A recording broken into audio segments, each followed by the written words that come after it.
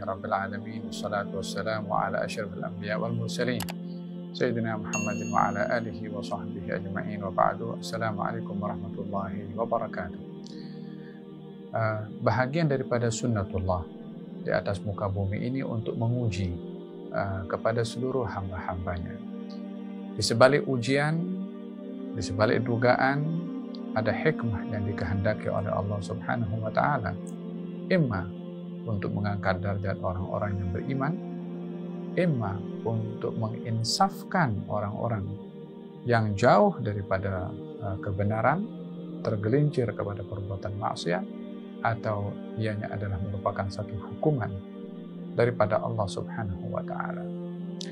Di dalam Al-Quranul Karim, Allah Subhanahu wa Ta'ala berfirman, وَلَنَبْلُوَنَّكُمْ بِشَيْءٍ مِنَ الْخَوْفِ وَالْجُوعِ وَنَقْصٍ مِنَ الْأَمْوَالِ وَالْأَنْفُسِ وَالثَّمَرَاتِ وَبَشِّرِ الصَّابِرِينَ الَّذِينَ إِذَا أَصَابَتْهُمْ مُصِيبَةٌ قَالُوا إِنَّا لِلَّهِ وَإِنَّا إِلَيْهِ رَاجِعُونَ أُولَئِكَ عَلَيْهِمْ صَلَوَاتٌ مِنْ رَبِّهِمْ وَرَحْمَةٌ وَأُولَئِكَ هُمُ الْمُهْتَدُونَ.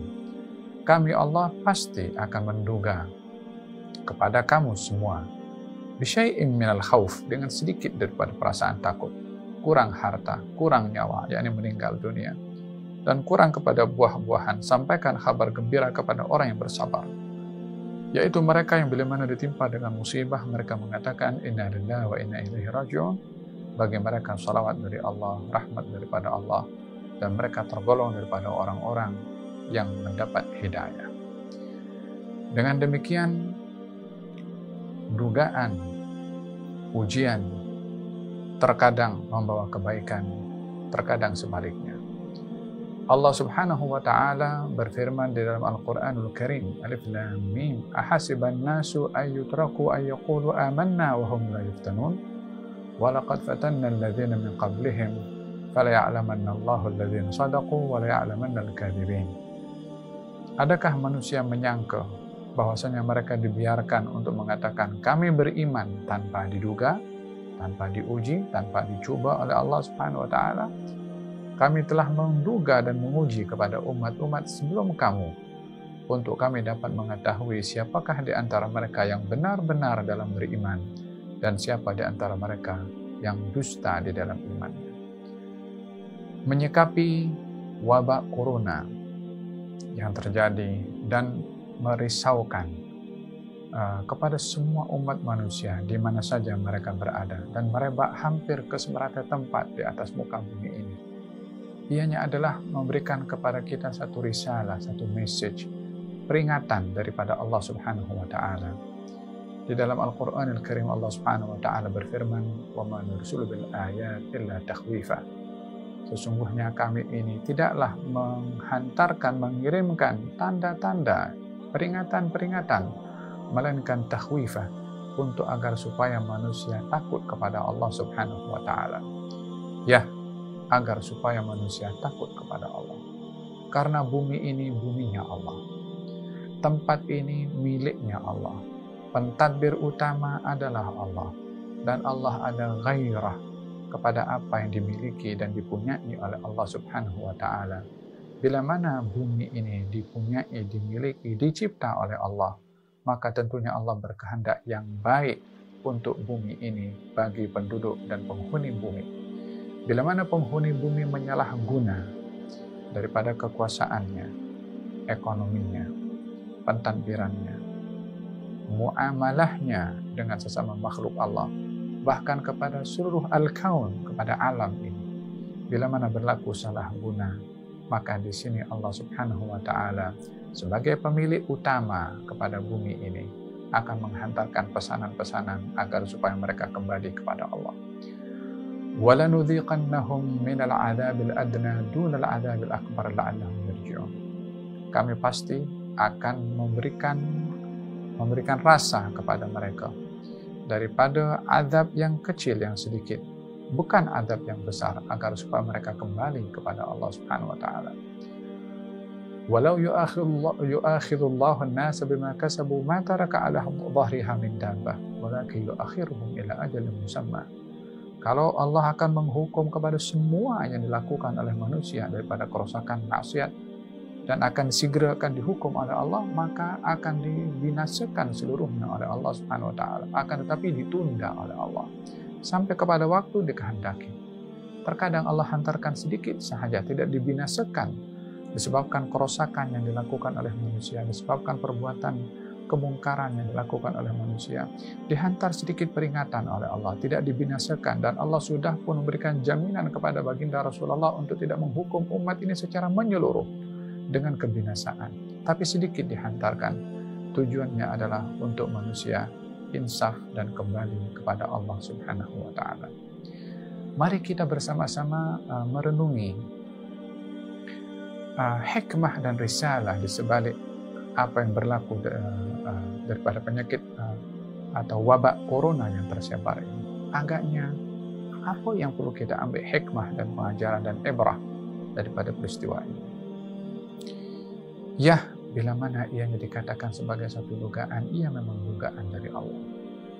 Namun, di sebalik dugaan dan cobaan serta peringatan yang kita sendiri sebagai manusia risau dan takut akan apa yang sedang berlaku. Namun pada masa yang sama, kita ingin mencari aspek rahmat daripada Allah melalui dugaan yang diberikan oleh Allah.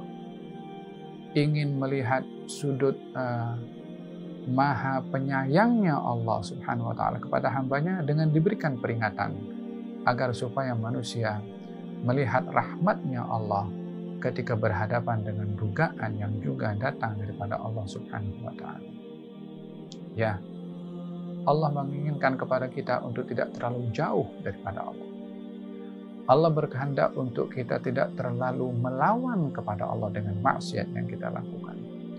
Dan ianya adalah bahagian daripada rahmat yang terkadang seseorang itu bila mana sakit dan diberi obat, mungkin obat itu menyakitkan, diberikan oleh dokter, tujuannya adalah untuk terselamat daripada penyakit yang lebih berbahaya atau kemudaratan yang lebih besar.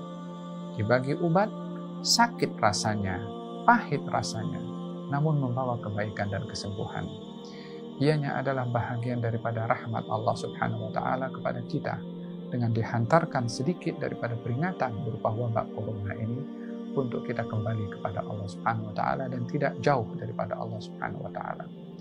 Kita melihat di dalam Al-Qur'anul Karim ketika beberapa peristiwa berlaku yang menjadi sebab keselamatan mereka daripada musibah yang berlaku adalah doa.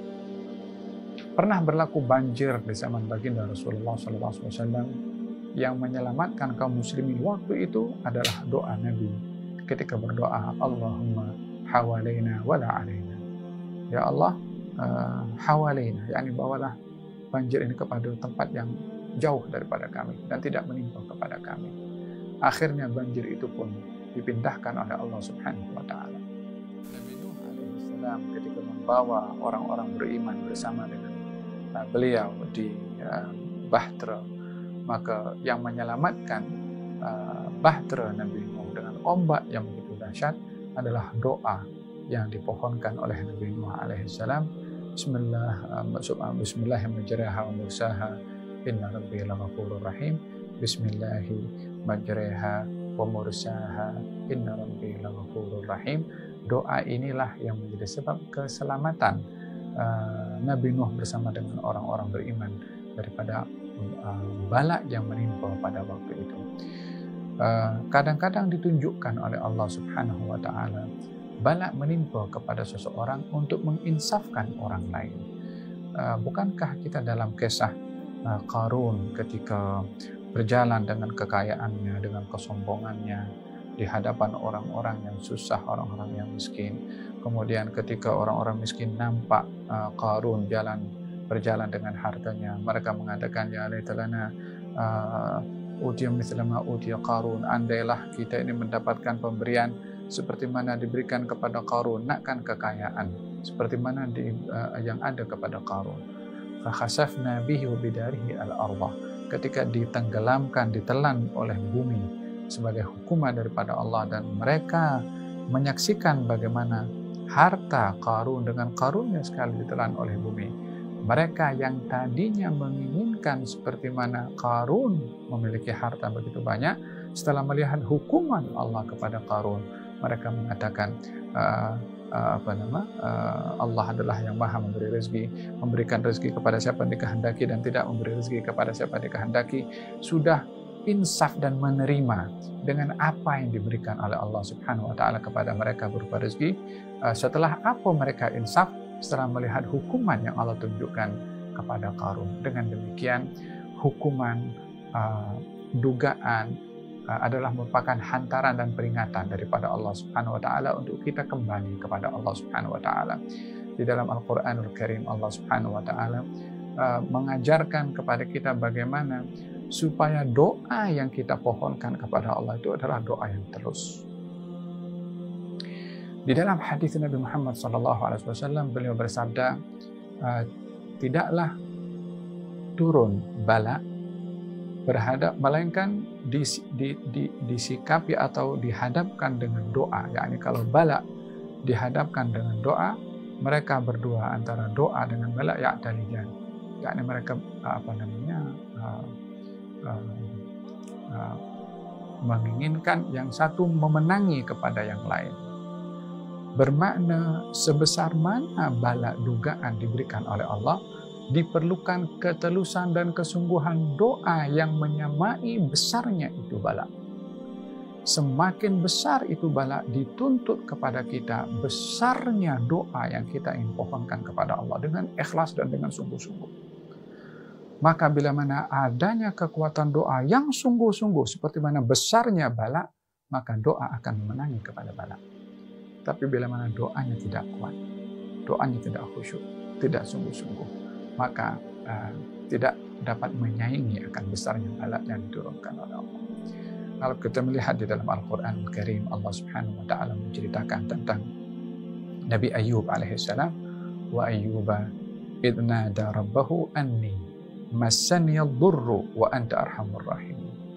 Kalau Ayyub, yakni Nabi Ayyub ketika nada bermunajat, berdoa, memanggil kepada Tuhannya, apa katanya ketika berdoa kepada Allah?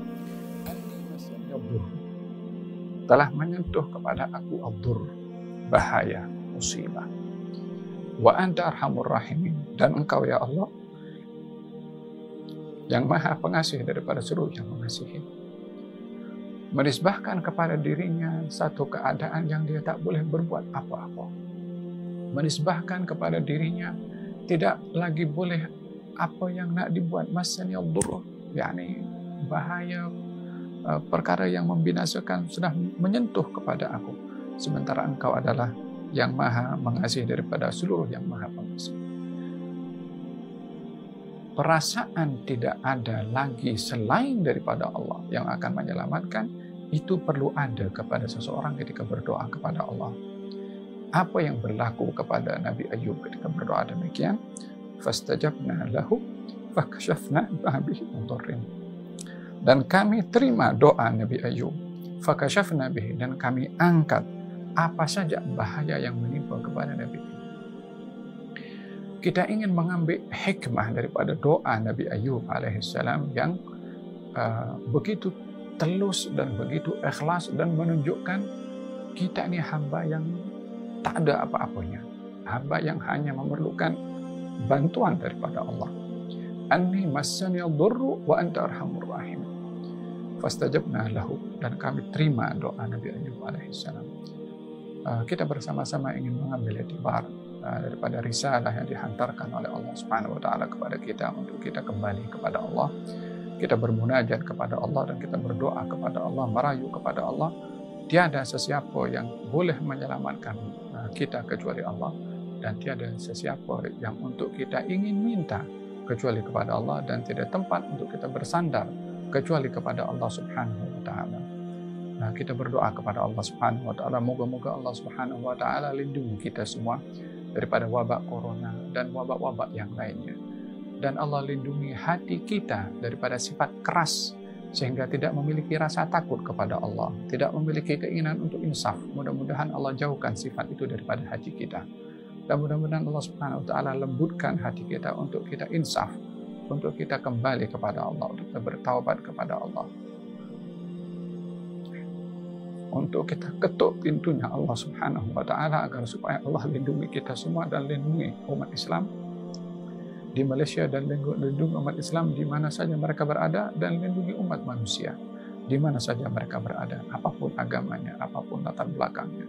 Moga-moga Allah Subhanahu wa Ta'ala memberikan keinsafan kepada kita semua untuk kembali ke jalan yang benar, untuk istiqamah di jalannya Allah Subhanahu wa Ta'ala, untuk menjadikan hubungan kita dengan Allah adalah dengan kebaikan, dengan insaf, dan juga dengan taubat kepada Allah Subhanahu wa Ta'ala.